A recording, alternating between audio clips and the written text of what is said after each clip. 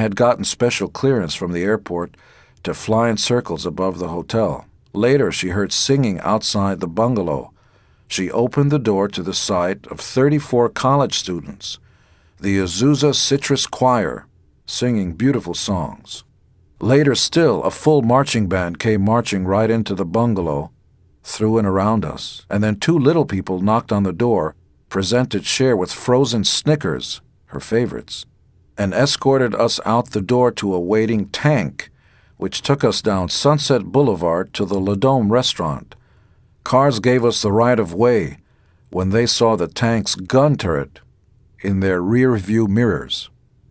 At the restaurant, I had a virtual Fellini Satyricon full of people, guys on stilts, magicians, and belly dancers. All of Cher's friends were there, and the night was a huge success, until the belly dancers started to dance suggestively in front of me.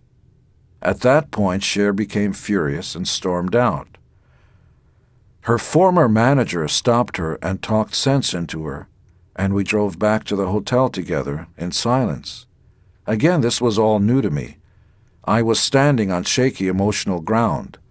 I didn't really know what I was feeling. On one side, I felt that nothing had happened, and on the other, I felt indignant.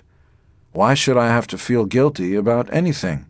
When we got back to the hotel, I had bought a giant television set, the best of its day, and had rented a soft porn film. I had never watched one, and in retrospect, I was only trying to make myself more interesting to Cher. We didn't watch it. Once Cher bought a little black dog, and I named him Louie. I loved him. As a little boy, I had a dog who was everything to me. I never had many friends, and being an only child, I poured my love into my first dog. My mother worked all day, and all I had was that dog. He used to lick my face. At one point, I became very ill, and my father blamed it on the dog. He took the dog into the city and let him go. I was heartbroken and never forgot him. When I set eyes on Louie, it was almost as if that first dog, that childhood dog, had finally come back home. I know it sounds melodramatic. The demon who throws up blood on stage cries when a little black dog looks at him. Go figure. When Cher and I were back in New York, the relationship continued. She came over to my mom's house in Queens, and all my uncles and cousins were there. She was as sweet as could be, and Elijah Blue, her son by Greg Allman, was very small at the time. At one point, he climbed onto one of my cousin's laps and spit right in her face. He didn't know what he was doing. He was just a baby. In one way, it was shocking, but it was also hilarious. With Cher in New York, I was introduced to an entire other world to which I'd never thought I belonged. I went to Halston's house, and anybody who was anybody was there, from Andy Warhol to Liza Minnelli. The few conversations I had focused mainly on the fact that I was a curiosity, the guy who sticks his tongue out and spits fire. At these events, people would always be disappearing into bathrooms. I never understood what that was about. I was that naive about drugs, even at that late date, and the conversations weren't particularly interesting for me because I wasn't very interested in other people's lifestyles, even for the length of a brief conversation. "Did you hear that so-and-so just bought a new house?" someone would say, and that they were thinking of designing it with a Mediterranean but not a Southern Californian accent. To me, it was chit-chat. I've always been about the facts. Give me the information, and then it's off to the pleasure zones. But sitting around playing mahjong and sipping tea is such an empty idea to me. I just don't understand. Whiling away the hours is a bore.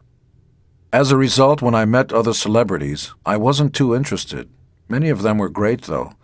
Steve Rubell always treated me terrifically. Warhol was always very cordial. "I like your art," he would say. I always thought that was a strange notion, because coming from a guy who made a Campbell soup can into pop art, I guess I understand it. All in all, the pretentiousness of the scene seemed silly to me. I always thought art should be the name of a guy, and then the rest of it should be up to the people. I believe in the American ideal, of the people, by the people, for the people. You get to do stuff, whether it's a painting or a book, and then it's up to us, the people, to decide if it's art, not the person who creates it. So the idea of some artist saying, "I am an artist," seems a bit full of oneself. I'd like to think that you wouldn't have the right to say that unless the people agreed. I've always believed in the great unwashed masses. Still, however idyllic life with Cher was, I had to get back to work. Since Ace had broached the subject of solo albums during the filming of Kiss Meets the Phantom of the Park, I had my own solo album on my mind. I had begun working on new songs. In Kiss, we all worked differently. Usually, I would walk in and present the band with anywhere from 20 to 30 new songs. Out of my batch, we would whittle them down to 4 or 6 for an album.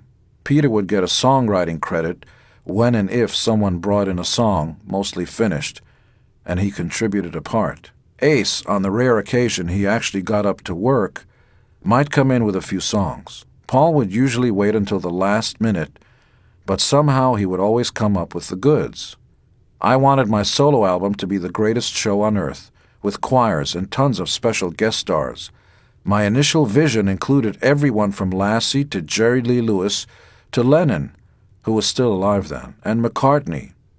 These weren't all possible, of course. Jerry Lee Lewis couldn't make it as a result of a scheduling conflict. Lassie, too, had a scheduling conflict. As for Lennon and McCartney, I called up their management and made an offer for them to appear on the album. When they said no, I hired 2 guys from Beatlemania, the Beatles tribute stage show, to do the singing. I didn't replace Jerry Lee and Lassie, but the final record included many, many guest appearances. Early on, I took over Cherokee Studios in Los Angeles and called on musicians from other bands to come and help me do the demos of new songs. Joe Perry from Aerosmith came down and played a killer solo on one of the new songs. Katie Segal, who I saw for a short time around the same time I was seeing Cher, and 2 other girls from the group with no name, sang on a few others. I excitedly played Cher the new songs I'd been working on, but usually a blank stare came over her face. She never really understood our music. While I was telling her about my new songs, she would be telling me about her dreams to remake The Enchanted Cottage, a movie she loved. We were both dreamers. As I went on with a solo project, I wanted to pursue my Beatles obsession, so I rented a recording studio in Oxford, England, down the road from where George Harrison lived. Anytime I wanted another star to appear on the record, I flew them in and treated them like royalty. I tried to make a point, a showy point granted, that I was capable of playing guitar, so on the album I didn't play bass at all. I only played guitar. Cher and Chastity appeared on one song called Living in Sin at the Holiday Inn. Sean Delaney produced my solo record, and he brought in Michael Kamen to arrange and conduct about 30 of the finest string players in Los Angeles. One morning they had arrived and were seated inside the recording studio, ready to do their parts on a song I'd written called Man of a Thousand Faces. Sean had arranged to have them all wear Gene Simmons face masks, the ones that were for sale in stores. It was certainly one of the most bizarre moments in my life, to open the door and see a room full of violin players all looking like me. On another occasion, I had Janice Ian at the studio at the same time Grace Slick came down to record with me.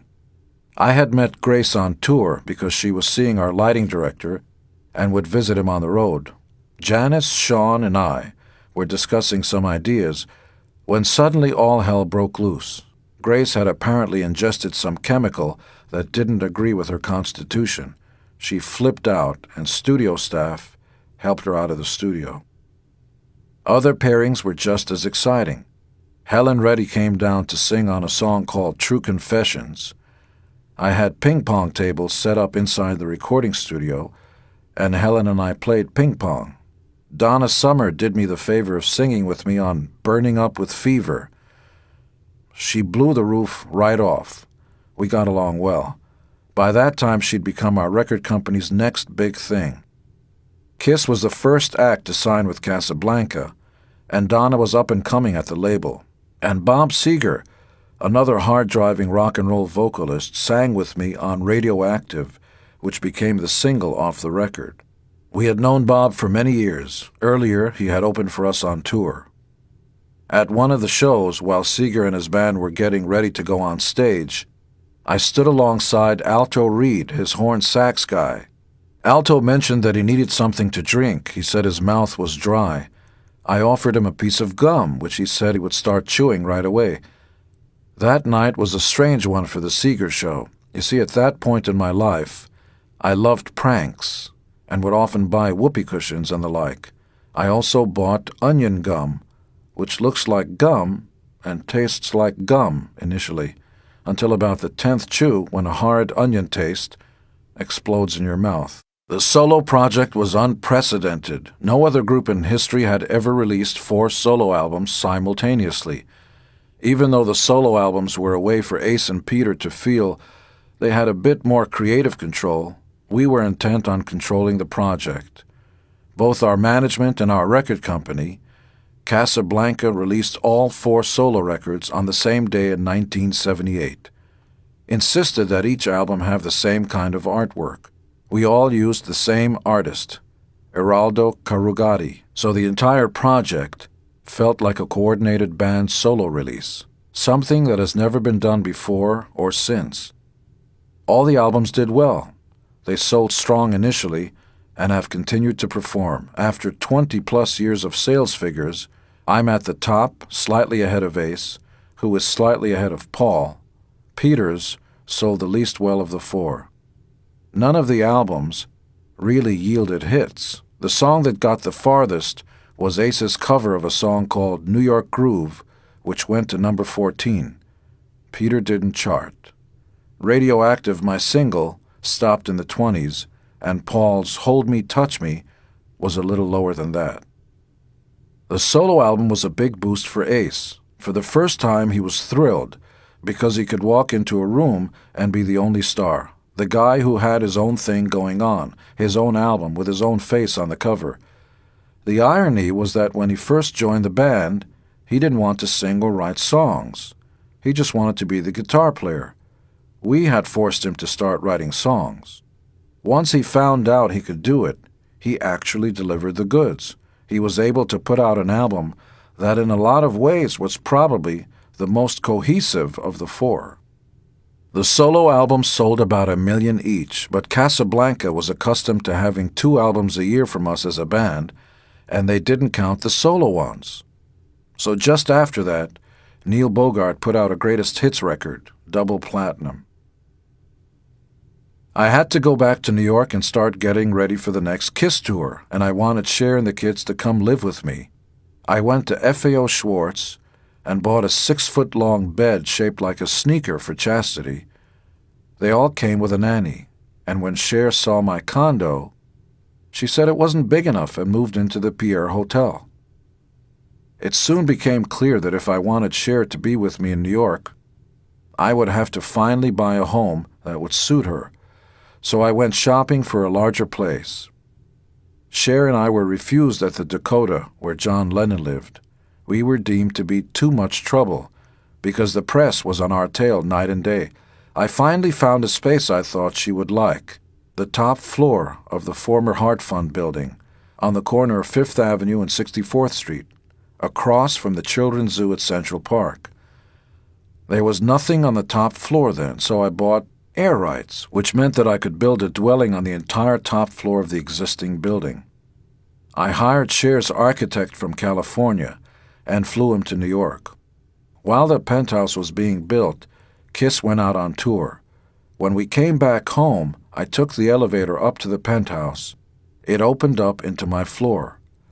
There were Romanesque columns and a giant bathtub in the middle of the larger bedroom, with marble all over the place. It was a showpiece. Cher loved it, and so did I. The problem was that by the time it was finished, Cher and I had stopped being lovers and went back to being friends. The headaches with the other 2 guys in the band continued. Peter was depressed, Ace was as infuriating as ever, and both of them were increasingly being controlled by substances. Ace's behavior was probably more interesting, although no less maddening. Ace has always struck me as never living up to his potential. He could play guitar, write songs, and do any number of other things, but he's never applied himself. He's admitted to being chronically lazy and a flake. He can put an idea together that has a spark of brilliance, but he won't go that extra mile to get trademarks and copyrights. You can see hundreds of guitar straps today, for example, with big lightning bolt designs on them, straps that are used by everyone from country acts to rap bands. That's Ace's design. He walked in one day with this strap, and I said, "That's great. Let's trademark that. It'll sell like hotcakes." I had a heart-to-heart talk with him. He just wouldn't do it. After the fact, I said, "You really missed out on a big one." He said, "I'll think of another one." He never did. With these kinds of headaches in the band, there were plenty of times I would have preferred to stay with Cher. But whenever I sat down and thought seriously about things, I realized that at least at that point I would never risk breaking the band up or leaving. It was all-inclusive and invasive. So in one way I sort of forgot that I had any options. I gave myself completely to the band and defined myself that way. I was Gene Simmons from Kiss. From Kiss might as well have been my last name. Soon enough, the four of us were in contact again. We didn't tour in back of the solo albums. We were talking about meeting in New York to record a new album. This one we decided to call Dynasty. Dirty Living, Dynasty and Unmasked, 1979-1980.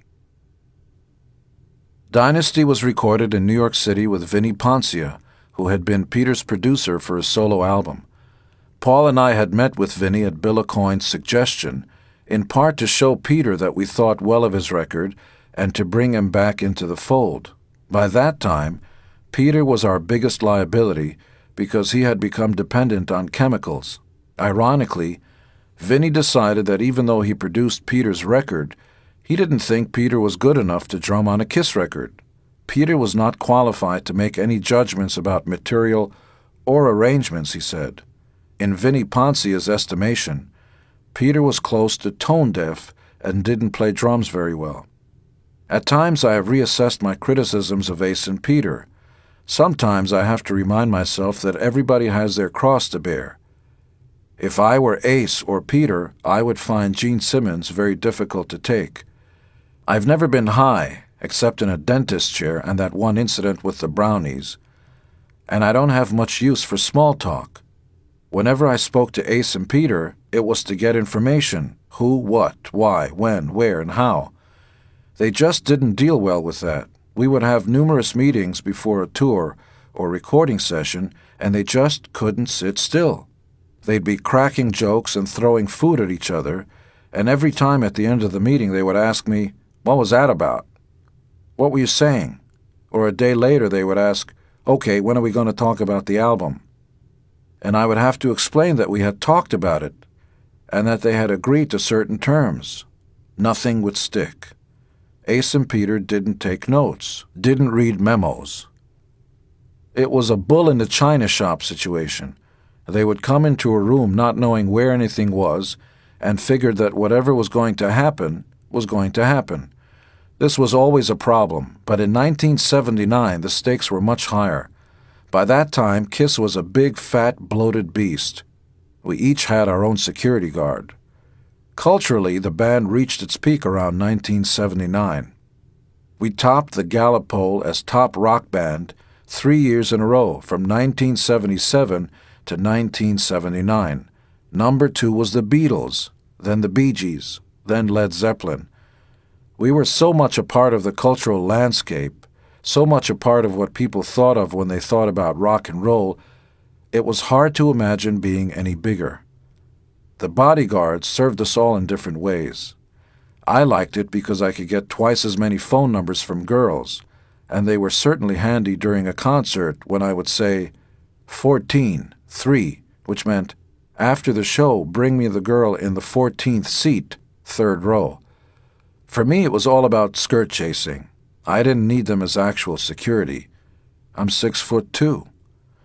For the Dynasty Tour in 1979, I wanted to make up with bombast what we had clearly started lacking in musical precision. We made the stage much bigger with the design Paul brought in.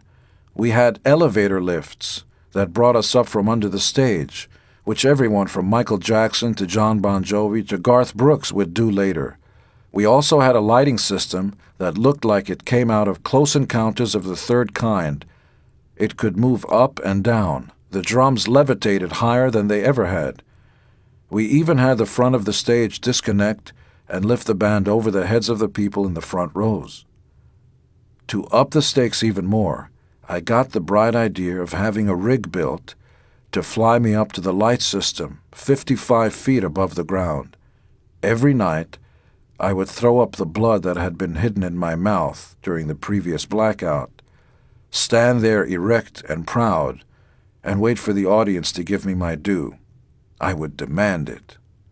And although at that point I felt powerful, the feeling would quickly dissipate as I was flying straight up through the air at 6 feet a second.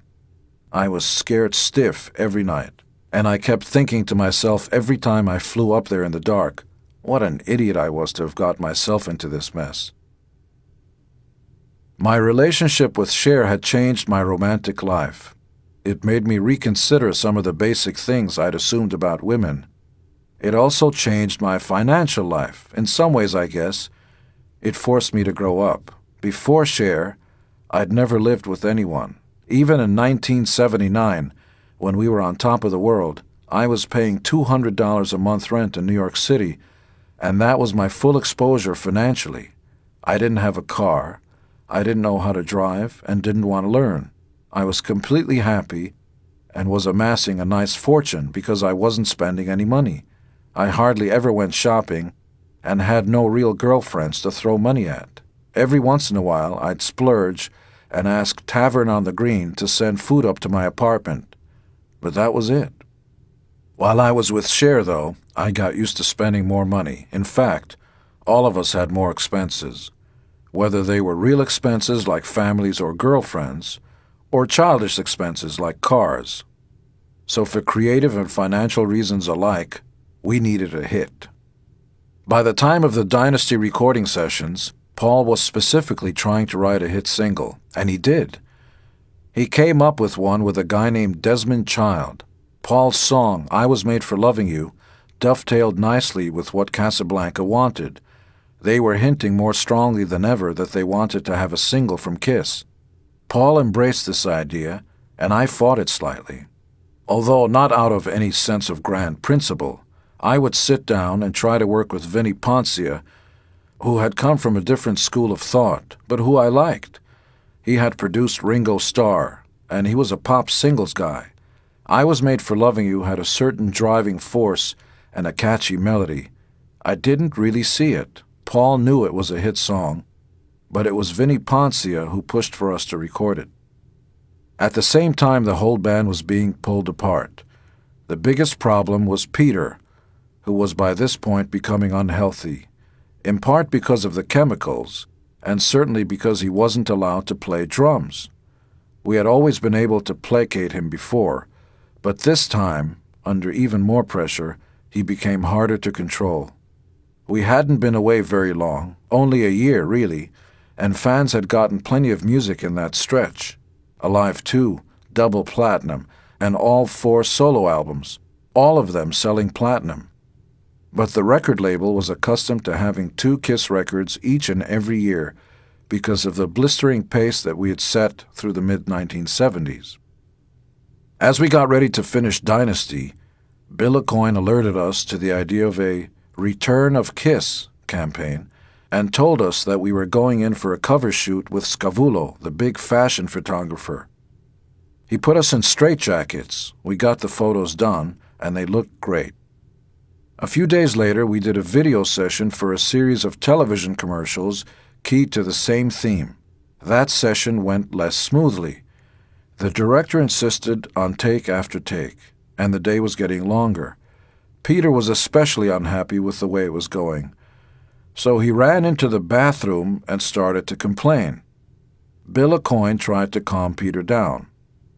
Peter then got so upset, either with himself or with the way things were going, and I assumed that the chemicals in his system had something to do with it, that he took his fist and smashed it into a glass case so hard that a shard went right through his hand. He had to be taken to a hospital and stitched up. Now there was a question whether there was even going to be a tour, whether Peter's damaged tendons would allow him to use his right hand at all. We were horrified. Our initial thought right away was for Peter's safety, because we lived with him and cared about him, no matter the consistent torture he put us through. But afterward, when the shock of the accident wore off, Paul and I got angry. "Oh my God," we would say, "what an idiot." Can you imagine being so upset at anything that you drive your fist through a glass case?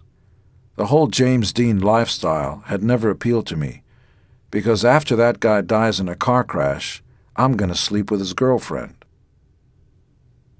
Dynasty was released, and immediately I Was Made for Loving You went to the top of the charts. It was huge, the biggest single we'd ever had worldwide.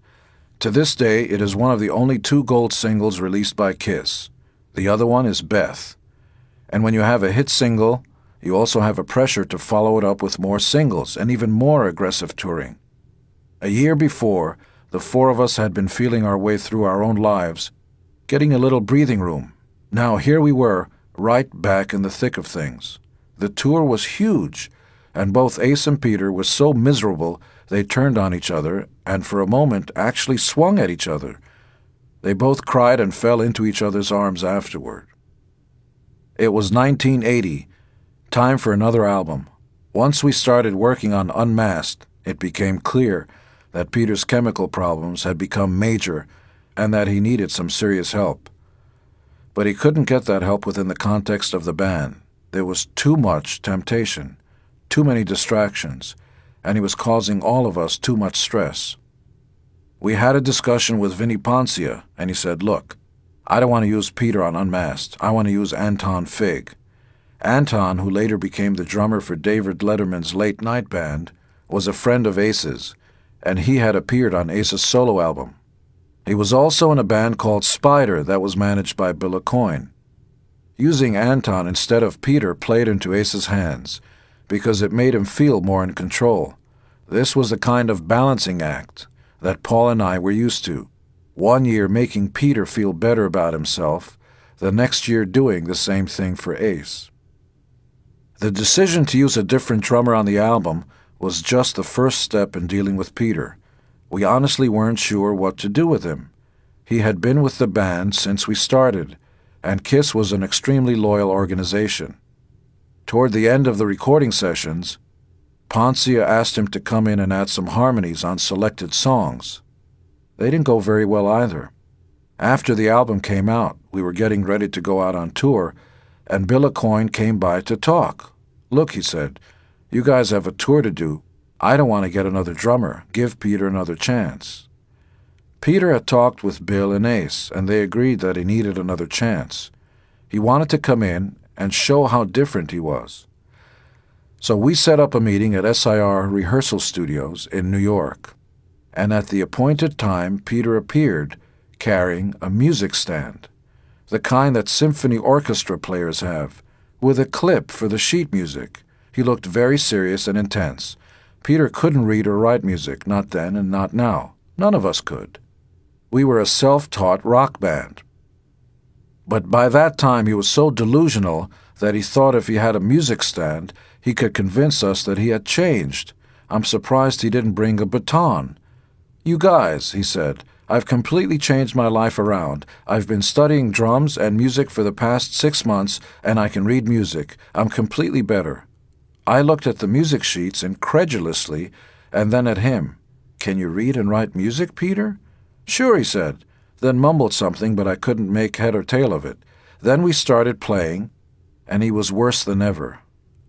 So we had a meeting afterwards, and we said, "Peter is unhealthy. He's going to kill himself. He's got to leave the band and get some help." So after much deliberation, everybody, including Ace, voted him out of the band. To the press, we used the traditional rock and roll excuses: creative differences, desire to begin a solo career, and so on. We never said that Peter was thrown out of the band because he was a drug addict. we wouldn't have done that to him, to the fans, or to ourselves. By 1981, my relationship with Cher had changed. We were still seeing each other, but we had moved on. Even though its shape had shifted, the relationship had changed me permanently. Up through my late 20s, I had been dead set against anything and anyone getting in my way. As much as I loved women, the idea of a relationship struck me as impossibly confining. When you have a serious girlfriend or a wife, life is full of commands. Sit, stay, roll over. I didn't want to learn new tricks. I wanted to grow up to be an old dog and lift my leg and pee anywhere I chose. I thought I knew myself well enough to say that I would never give in, or be in a relationship that limited my happiness, or never have children. I wanted to be completely selfish because in some ways I wanted to be fair and not start something I wouldn't finish. A lot of men get in relationships, have children, and then walk out, like my father. I didn't want to become my father.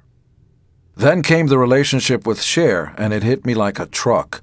I was so taken off guard that I started doing everything I thought I wouldn't normally do. I wore shorts, I pulled my hair back.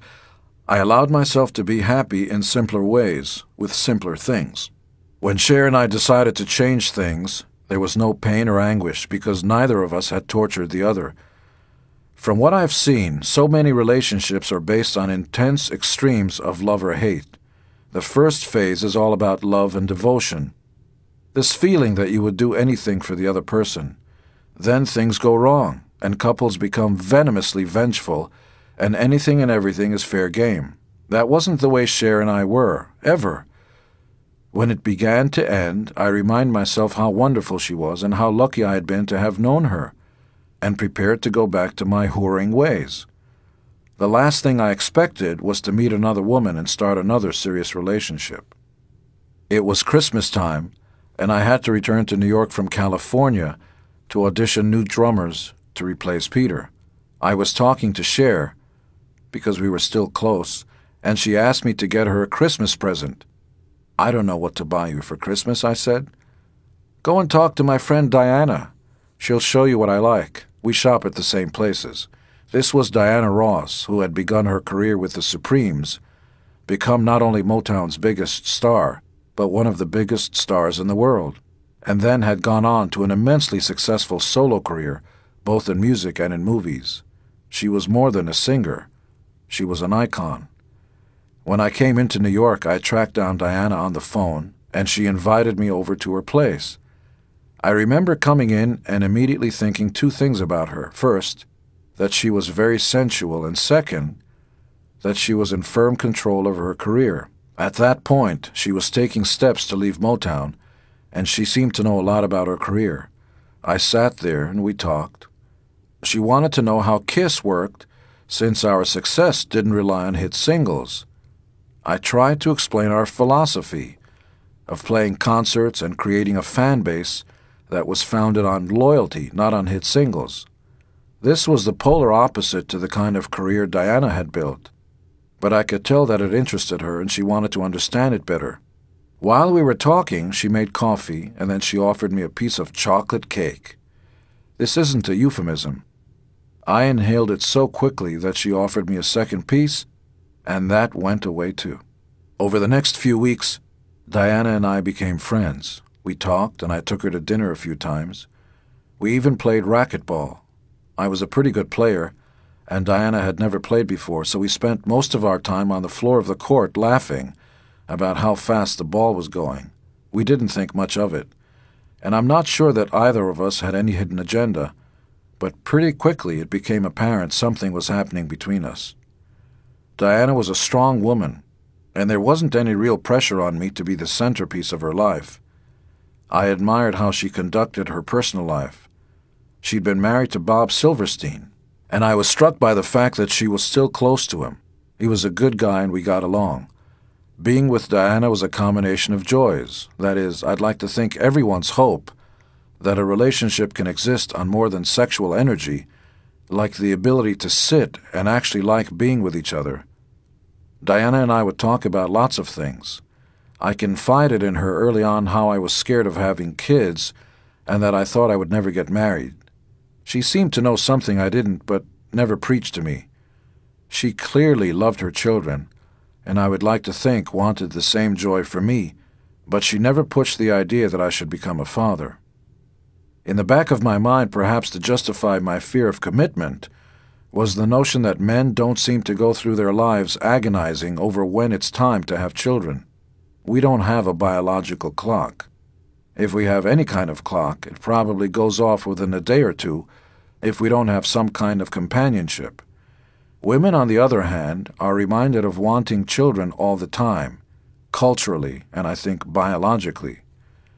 Being in KISS afforded me the opportunity of an inexhaustible supply of beautiful girls who simply wanted to be with me, perhaps only because I was in KISS.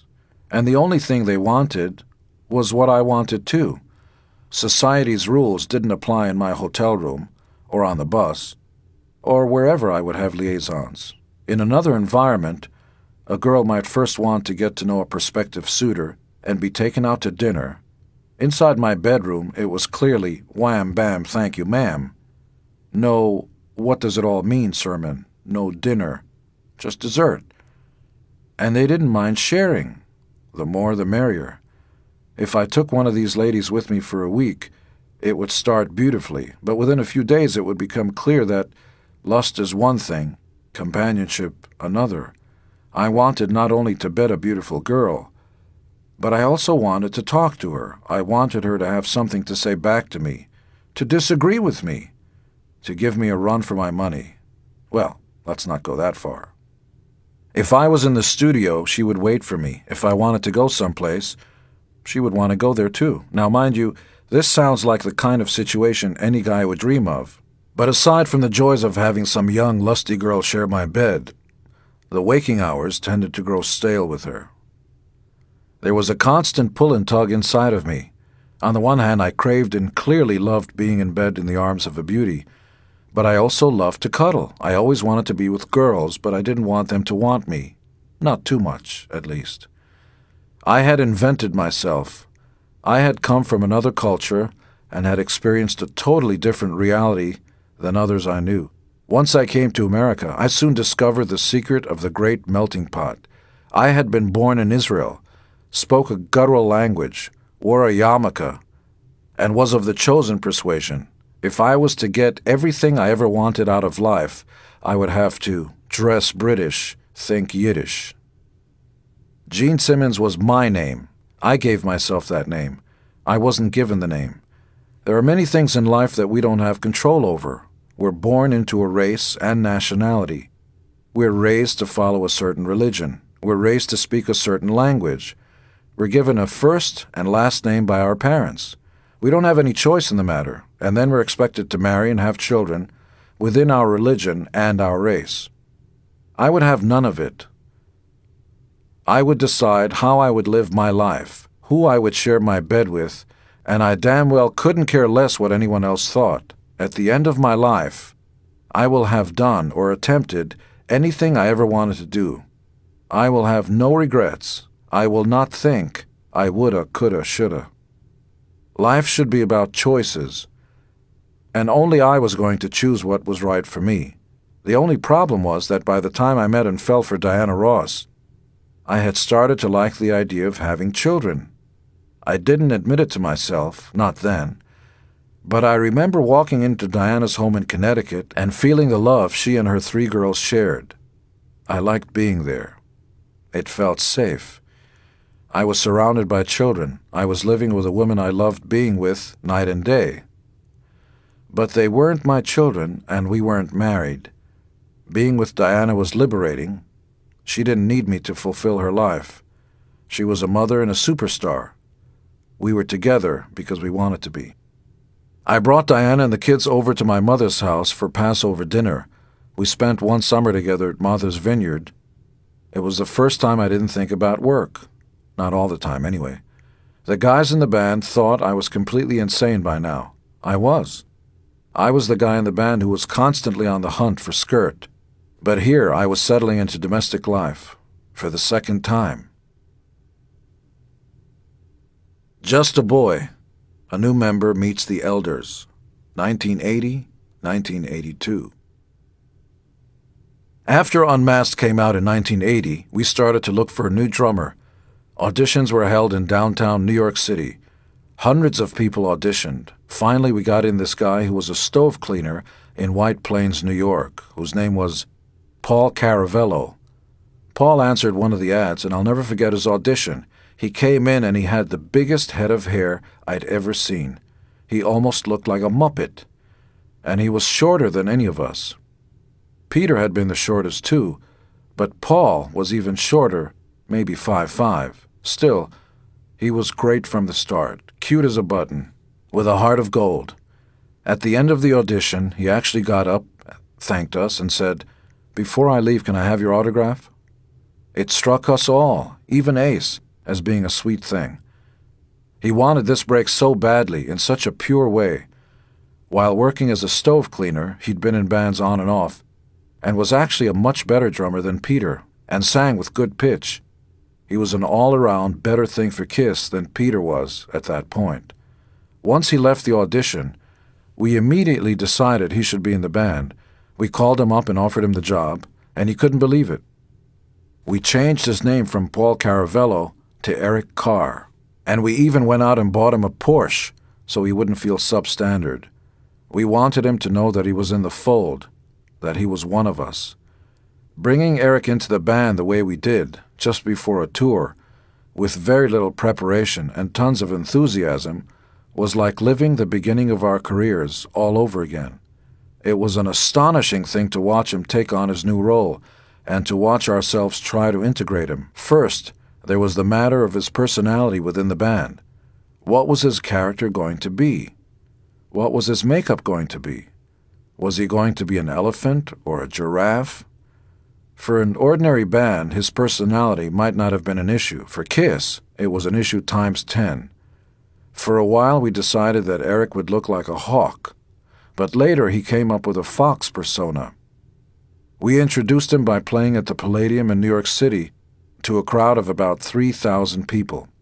That was the trial of fire, and he passed with flying colors. Then we went off to Europe, taking Bon Jovi on their first European tour. Everything was brand new for Eric. He was wide-eyed as we started our European tour, and not used to the kind of fame we were experiencing. One night we were in a hotel in England, and he was downstairs in the bar. There were girls there, as always. One of them introduced herself as a photographer for Melody Maker, a British music industry paper. Eric talked to her for a while and gave her the complete new rock star rap. At one point, he asked her if she wanted to come up and take nude pictures of him. She said sure. So they went up, and apparently he had told her, "Look, these pictures are just for you." She said that she understood completely.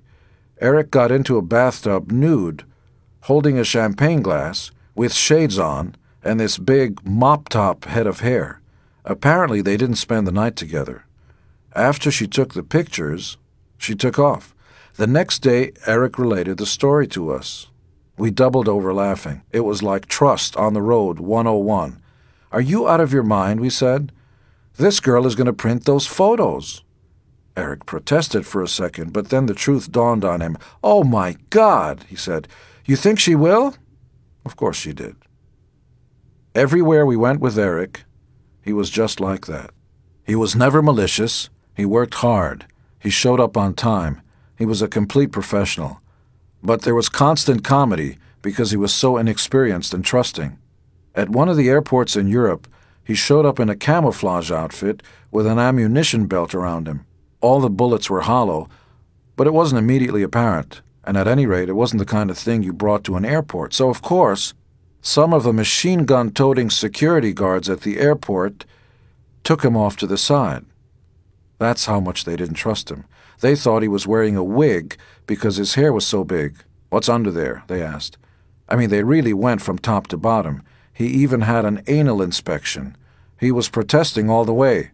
"What are you talking about? I'm from White Plains." While Peter had complained constantly, Eric was more than fun to have around. He was terrific.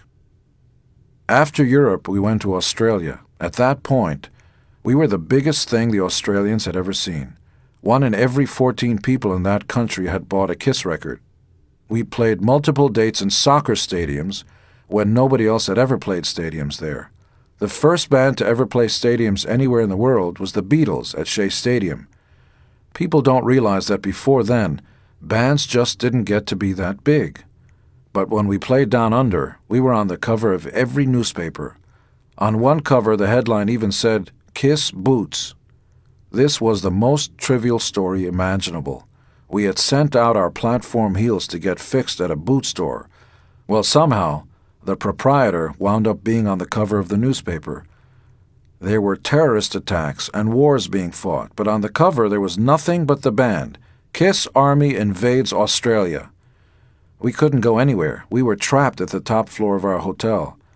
Helicopters with zoom lenses were trying to get photos of us without makeup, because there was a price on our heads. America had gone nuts for Kiss in '74. Japan had taken it to the next level in '77. But Australia in 1981 was like nothing we had ever seen. Anything we wanted was ours. The effect of all this hysteria was that we couldn't go anywhere. This might have been torture, but the Australian promoter, bless him, rented out entire clubs and filled them with girls. They were the top-notch models in the country, and they kept us busy. At these parties, Ace would get blitzed. An Aussie pressman became one of Ace's drinking buddies. And at one of the parties, while everyone was sitting around talking, Ace and the gentleman started making out. I don't really believe that Ace pitched for the other team, but it wouldn't matter if he did. It was clear, however, after he got enough alcohol into his system, all bets were off. He would lose his inhibitions and think nothing of kissing and making out with men. Ace and Peter would think nothing of kissing each other. I think this was an infatuation on both their parts with the Godfather culture that had become very popular with them, a sort of a "we know the right people" attitude, proof that they shared a bond, with Peter being Italian and Ace always threatening to call the right people to do his dirty work if he wasn't treated well. During one of those lavish private parties on the Australian tour, Eric became fascinated by one girl in the club. He was wearing a camouflage outfit again, and everyone else was dressed for nightlife. The guys in leather jackets and frilly shirts, and the girls in very little, except for this one girl, who looked like a female version of Eric, in a woman's camouflage outfit. She was very beautiful, and very shapely, but Eric didn't want to go over, so I arranged for the girl to come over and talk to him, and the two of them really hit it off. He was in the process of convincing her to come back to the hotel, and she kind of laughed and said, "Look, I can't go back with you. I'm married." Eric backed off immediately. I was amazed. "What's the problem?" I said. "If you want her to come, just invite her, and then it's up to her. Whether she's married or not, it's her choice." So he told her where we were going to be next. Melbourne, I think. And wouldn't you know it, she decided to come to see him. She got on a plane and flew to meet us. Most guys would have been thrilled, but Eric was so nervous that by the end of the day, he had horrible gas pains. He had to go to the bathroom every 5 minutes, and it wasn't the kind of gas you could get rid of silently. They were all of the 1812 Overture variety. Needless to say, the girl didn't hang out for long. It was always like that with Eric. Something would always happen to him. On another tour a few years later, when we were on the road in America touring for Creatures of the Night, Eric wrote a long letter in response to a girl who'd written him. Eric was always very emotional, and it wasn't unusual for him to reply to a fan letter with a 5 or 10-page handwritten answer. After he replied to one letter, he ended up having something of a friendship with this girl from Phoenix. When we got to Phoenix on the tour, Eric told me about the girl. He couldn't wait to see her. After our sound check, Eric left, and I noticed a stunning girl in a red dress standing at the back of the empty hall. She had on makeup, perfume, the whole thing. As was my custom, I brought her into my office, which was the backstage bathroom, and threw her on the floor. We had an exchange, shall we say. We became very close friends in a number of positions, and there was a photo session afterward. There always was.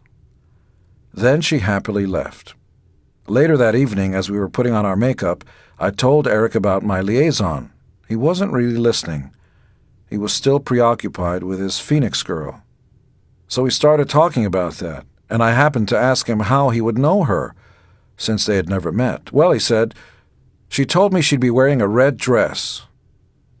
As he was telling me what she looked like, the horror of it dawned on me. I showed him the photos from the afternoon's meet and greet and asked, "Is this her?" Well, he was devastated. I apologized. I told him I didn't know, and that wasn't even the end of it. That night back at the hotel, the two of them met, and he was very upset with her. They fought, and he threw her out. And she came down the hall for a second visit with me. I didn't want Eric to be upset with me, not over this or over anything else. I tried to give him the lay of the land and told him that he couldn't take any of this seriously. For me, it was about fun and games. If you go to a beauty pageant and there are 4 girls there, do you really care who you wind up with? But since it was all so new to him, it really affected him. The Unmasked tour had been a turbulent one for the band. Diana had decided to fly over so we could spend some time together during the first part of the tour when we were in London. It became very difficult even to go to a restaurant. There were paparazzi constantly prowling around, trying to get photos of us together and me without my makeup. To make matters worse, the band and Bill Aucoin had a meeting and decided to confront me about going Hollywood. They said, and rightfully so, that because my relationship with Diana and before that with Cher was so public, it changed the fans' perspective of Kiss. We'd always been outsiders who never fraternized with other celebrities, and now there I was actually having relationships with these women. It just wasn't rock and roll, I was told. All this inner turmoil in the band wasn't helping Ace's mental well-being. Aucoin no longer seemed to have the spark of leadership. Eric was simply happy to be in there and hardly ever voiced an opinion. I was not the favorite guy in the band at the time. After the tour, we retreated to our separate homes and spent time away from each other. I came back to New York to a new dynamic that would unfold before my eyes. Diana and I were not together most of the time, and one day Cher called and told me she'd been offered an acting part in a Broadway play called Come Back to the Five and Dime, Jimmy Dean, Jimmy Dean, to be directed by Robert Altman. And could she stay at my place? I said yes, without hesitation. If we were no longer lovers, we were certainly still friends. In hindsight, this was probably unfair to Diana. Although we each had condos on Fifth Avenue, only 5 blocks from each other, I'd be with Diana in the daytime and sometimes keep Cher company at night. She was venturing into a new area in her life as an actress and felt unsure of herself. She needed me, and I was happy to be there for her. Though Diana and Cher had been friends before, it was clear that their friendship could no longer continue. But this too would pass, and Diana and I grew closer.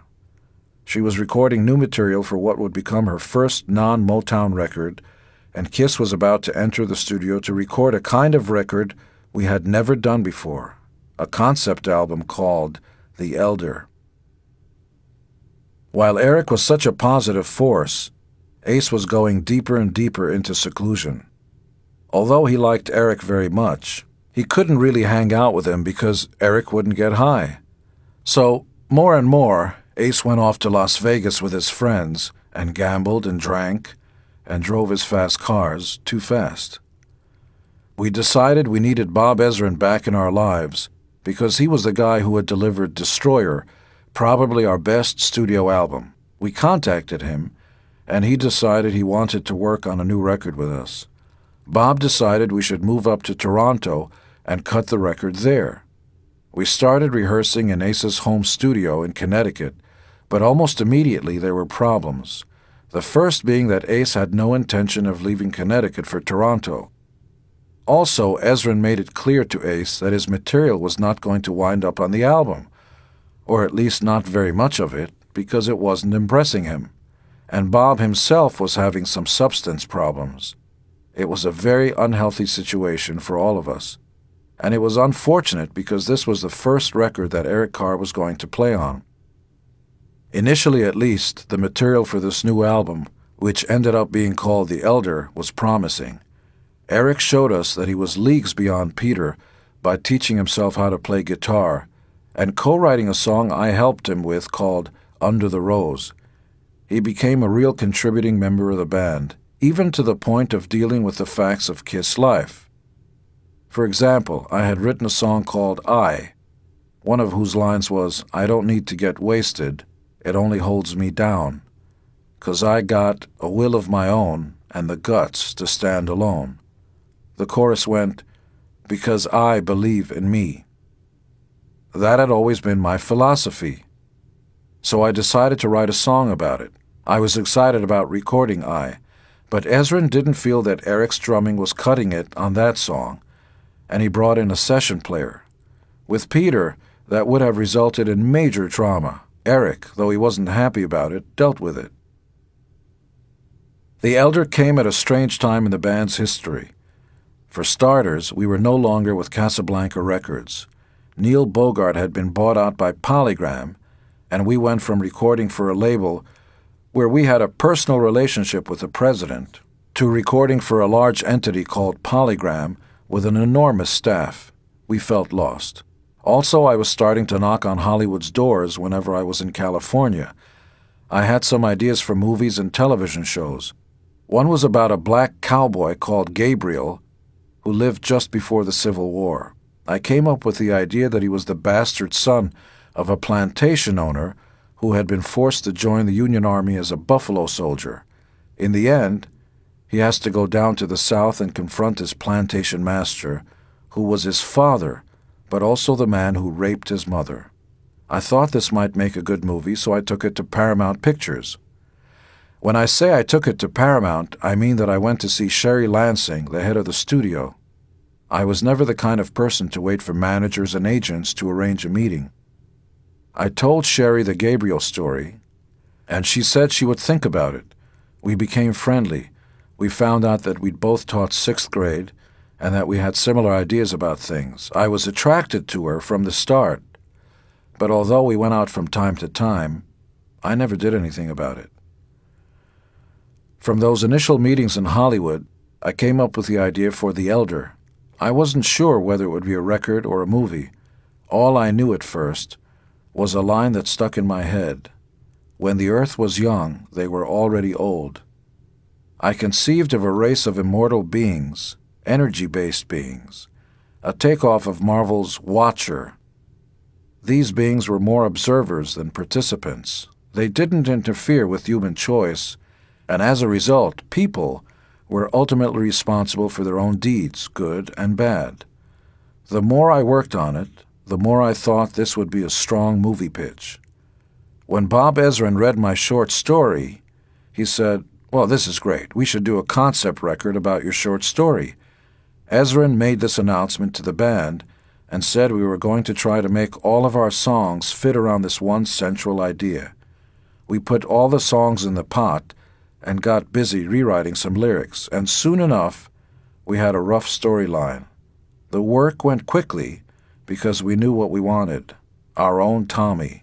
This was a first Kiss project where someone, in this case Bob Ezrin, talked the band members into the notion that credibility and respect from critics are as important as the love of the fans. As a result, it was a very serious record for us. It was a bit surprising for Eric, I'm sure. When he first joined, the band was expecting to do a straight rock and roll record, so he was a little caught off guard. He was not necessarily a big fan of the idea. Also, as much as Paul and I trusted Bob's instincts and supported his idea, Ace opposed it. He was completely against it, to the point that he refused to show up yet again. He wouldn't go up to Toronto and said he would phone in his solo. As it turned out, whenever Ace appears on that record, it's as a result of that process. Copies of the 24-track masters were flown to his home studio in Connecticut from Toronto. At home, he put down a number of different solos, and then it was up to Bob, when it was flown back to Toronto to figure out which solos to use, or whether, as happened in some cases, another guitar player should be brought in. A number of other guitar players played because Ace just didn't show up. Unfortunately, all the work that went into The Elder seemed to be for nothing.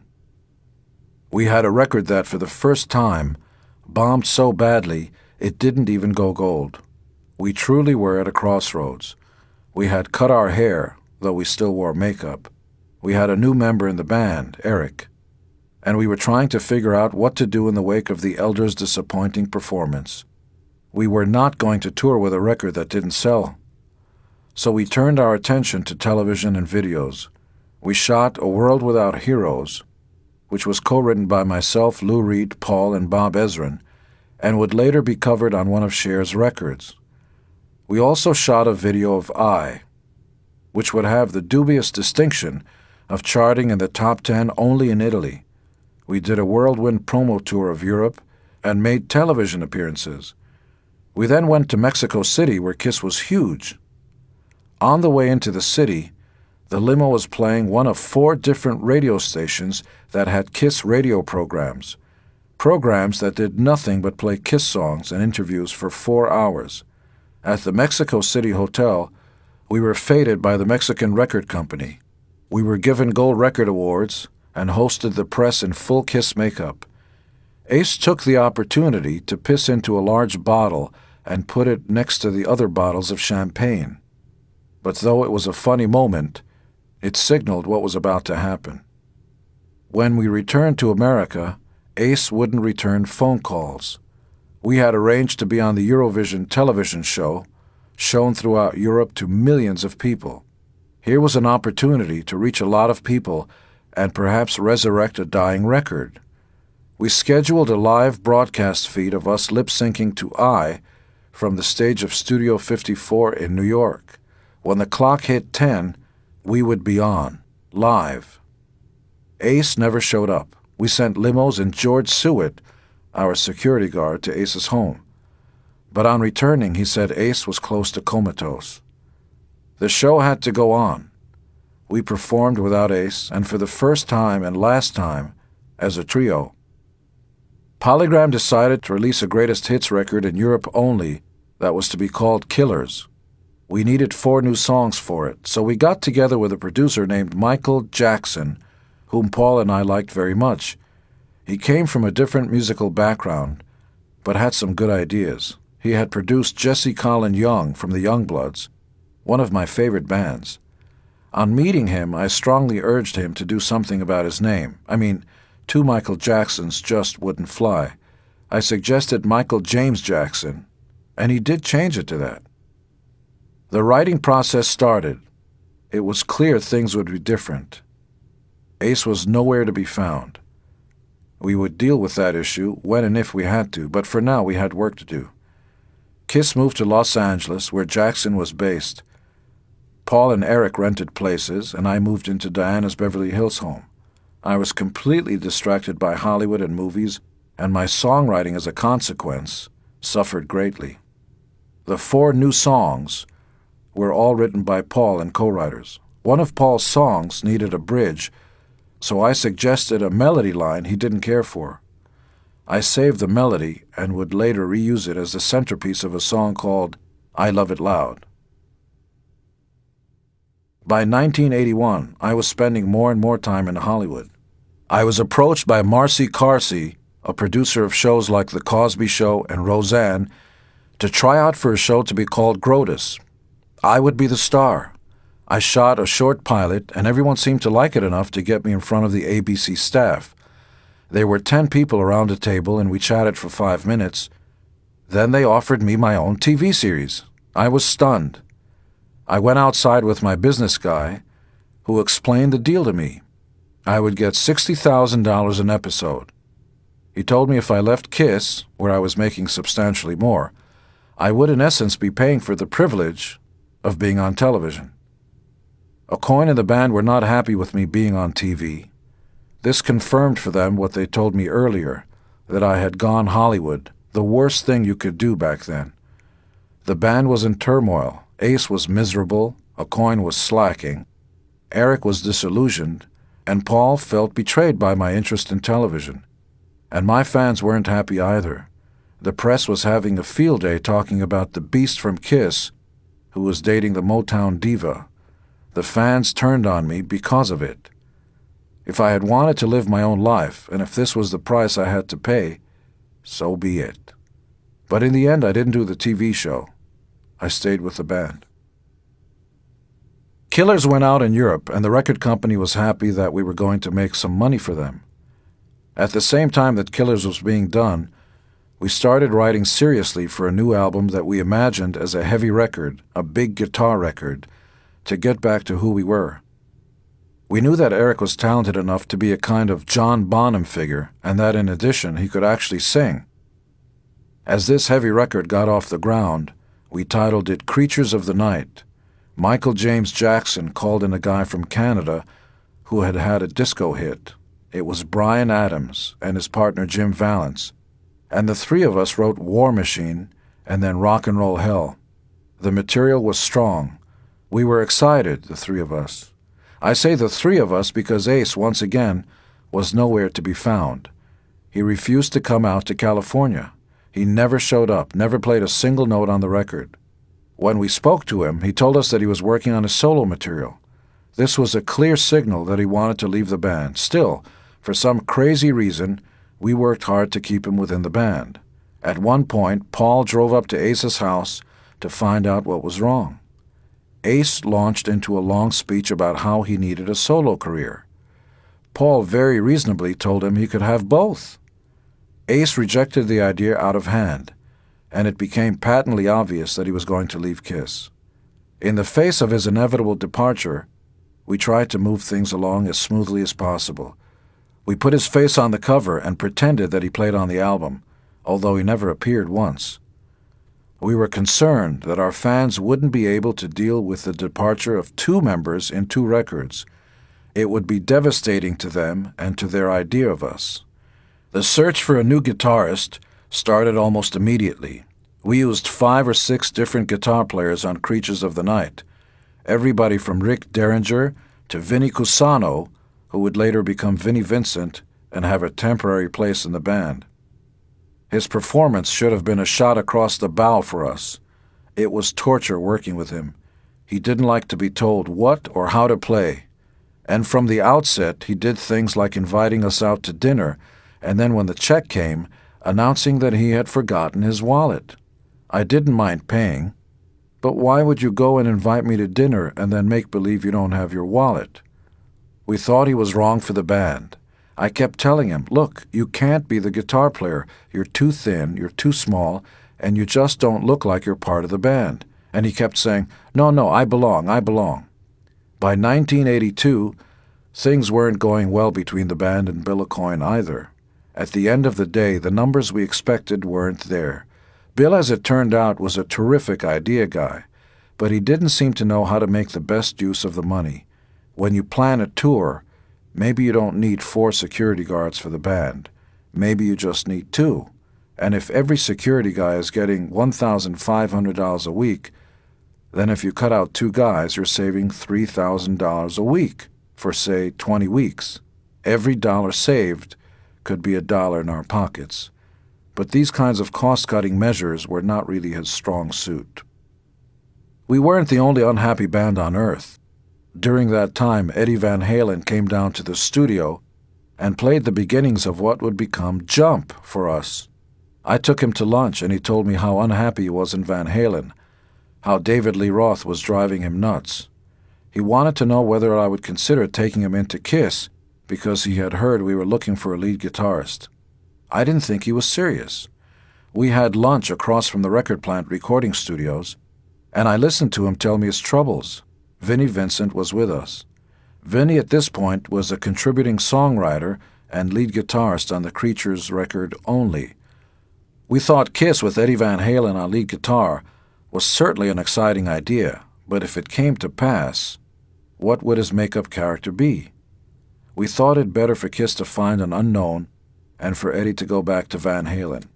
I tried to assure him it would work out. It did, for a time. We eventually caved in and accepted Vinnie. If we had hoped that taking him into the fold might lessen the headaches of dealing with him, those hopes were not fulfilled. First of all, he wanted to hold on to his name, Vinnie Cusano. I told him at the outset that it was not a good idea.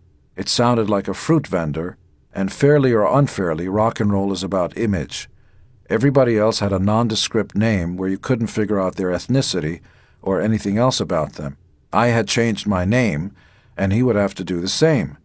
He finally agreed that his name was problematic, but then he had his own ideas about what the new ones should be. He wanted to be called Mick Fury. I didn't have the heart to tell him that he wasn't qualified to do this kind of stuff, and that he should just show up on time and make lots of money. Vinnie worsened. He didn't sign his contract, ever. Finally, we told him he had to sign.